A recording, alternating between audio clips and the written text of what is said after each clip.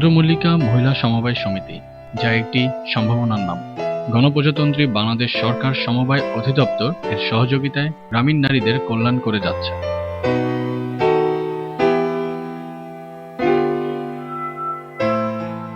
তাদেরই একজন হলো আসমা বেগম, যার বিয়ের ৬-৭ বছর যেতে না যেতেই হঠাৎ পরিবারের একমাত্র উপার্জনক্ষম স্বামী আক্রান্ত হলো যক্ষ্মায়।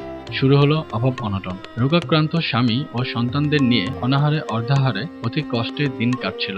সকল প্রতিকূল পরিস্থিতি মোকাবেলা করতে একদিন কাজের সন্ধানে বের হয়ে হাজির হলো চন্দ্রমল্লিকা মহিলা সমবায় সমিতি ঠাকুরগাঁও শহরের কার্যালয়ে। কথা হলো সমিতির সম্পাদিকা চন্দনা ঘোষের সাথে। দুদিন পর থেকেই সমিতির ১৫ দিন ব্যাপী সেলাই প্রশিক্ষণে অংশ নিল সে। প্রশিক্ষণ শেষে শুরু হলো নিজ বাড়িতেই সুই সুতোর কাজ। দক্ষতা ও কাজের মান দিন দিন ভালো হতে থাকলো ও আয়ও বাড়তে থাকলো। পরিবার পরিচালনার পাশাপাশি এখন আসমা নিজেই কাজ করে। পাড়ার আরও বেশ কিছু হতদরিদ্র মহিলাকে প্রশিক্ষণ করিয়ে তাদের মাধ্যমেও উপার্জন করে। এখানে আসি যে মহিলা সদস্য তারা কাজ করায় নিয়ে প্রশিক্ষণ করায় নিয়ে আমি কিছু টাকা উপার্জন করি। এই টাকা দিয়ে আমার সংসার আয় রোজগার করি এবং আমি আমার সন্তানদেরকে লেখাপড়া এটা করাচ্ছি এবং সংসার সচ্ছলভাবে আমার চলতেছে। সমবায় অধিদপ্তরের সহযোগিতায় চন্দ্রমল্লিকার কল্যাণে আজ বহু আসমা ফিরে পেয়েছে প্রাণের স্পন্দন। অনেক নারী সমিতির সম্পাদিকা চন্দনা ঘোষের সাথে কাজ করে পেয়েছে দিশার আলো।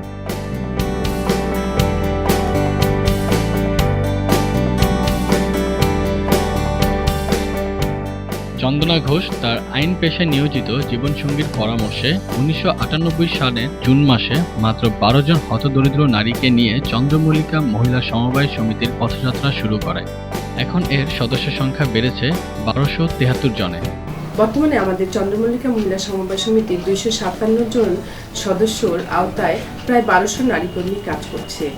এদের উন্নত মানের প্রশিক্ষণ এবং বাজারজাতকরণ নিশ্চিত করতে পারলে আমাদের নারী কর্মীরা অনেক আগ্রহ হবে এবং আরও আশেপাশের আরও গ্রামের মহিলারাও এগিয়ে আসবে। চন্দ্রমল্লিকা মহিলা সমবায় সমিতির সদস্যদের বিভিন্ন পণ্য জায়গা করে নিয়েছে ঢাকা সহ দেশের বিভিন্ন জেলাতেও।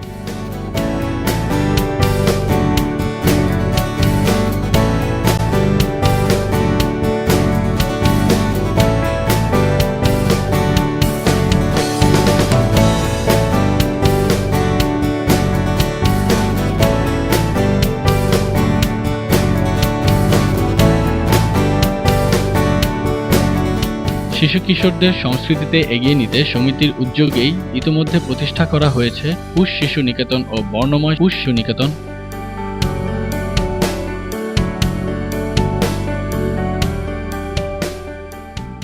এই ধরনের সৃষ্টিশীল কর্মকাণ্ডের সাথে যারাই জড়িত থাকে তাদেরকে আমরা আসলে সামনে আনতে চাই।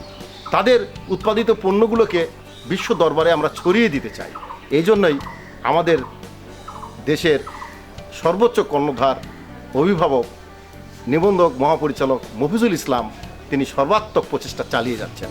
রংপুর বিভাগ এই সম্ভাবনাগুলোকে সামনে নিয়ে এসে তাদের জীবনমান উন্নয়নের জন্য প্রচেষ্টাও চালিয়ে যাচ্ছে।